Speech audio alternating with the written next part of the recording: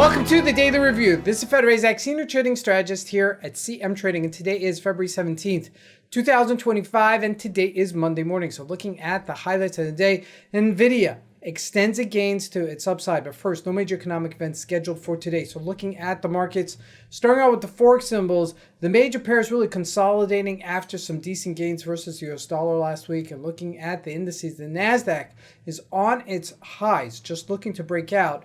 And looking at commodities, oil retracing back to supportish level. And as we look at the stocks, specifically Meta and also Netflix are on their dead highs and making slight highs as we speak. And lastly, looking at cryptocurrencies, Bitcoin remains unchanged. So let's take a look at markets and see what we can expect from today's trading.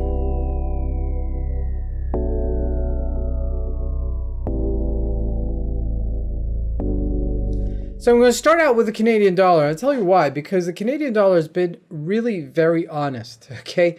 What I mean by that is that it's trading based on real market conditions, okay? Whether or not it's between the tariff wars between the US and Canada, whether or not there's a correctional move that is coming right afterwards. But the Canadian dollar did get stronger versus US dollar last week, and it broke that 142-ish supportish level, and we gained about 100 pips since then, okay? So that's an important level just to keep in mind, okay? We may bounce off of this level, okay? If we look at the Japanese yen, also, it made a roller coaster of a ride. It initially sold off, then it bounced, okay? It had a dead cat bounce, as we call it, and now it's back close to its lows at 151. It's not at its lows. 150.90-ish level is at its lows.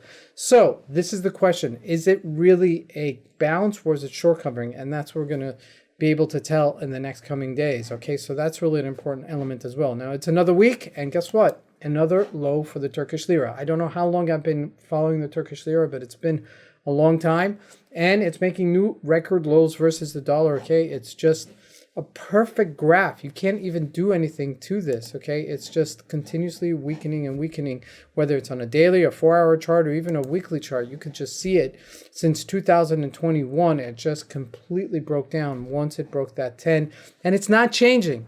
The regime is not changing. The Prime Minister is not changing. So nothing's going to change about this until something else happens here, okay, to change and revert this, all right? Now, looking at crude oil, it's back on supportish level at 71. This is a pretty decent place to pick it up. It was trading to $73, almost made it to $74 and broke that 200-day average, but didn't. Now, this is super important. Now, looking at natural gas, a little bit of a consolidation at this upper level, not doing much there. And as we shift over to the U.S. markets, let's take a look at it. The NASDAQ is on its highs, okay? Just making slight highs, but new highs, but it's still on its highs, not breaking out.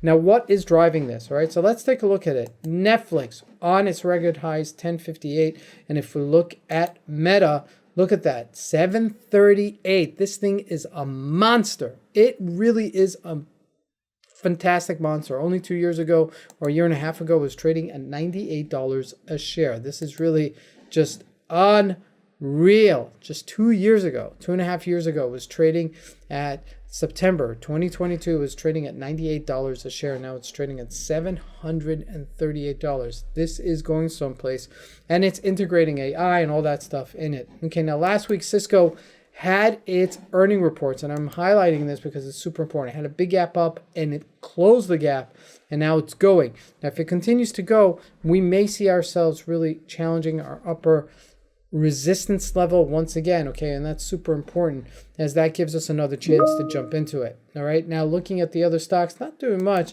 I mean, besides that, Nvidia was the one that gained and extended its gains above that 200-day moving average. We're above 136. That may mean we may close into that 150-ish level where we've been struggling to break even higher from that. So keep that in mind. We're still trading in a range. It's between 150 and 100, but we're above that midpoint of it, which may seem to imply that we're going to close in on it. Now, lastly, looking at Bitcoin, not doing much here. Okay, just retracing just a little bit to its supporters level, but really not doing much. If it does break this 95-ish level, then we may see it sell off even further. Okay, that's where I'd be looking for it. Otherwise, it may just still get a bounce. Okay, and that's probably the probability play, is to play the bounce. This is Razak. I want to wish you guys a great trading day. Thank you.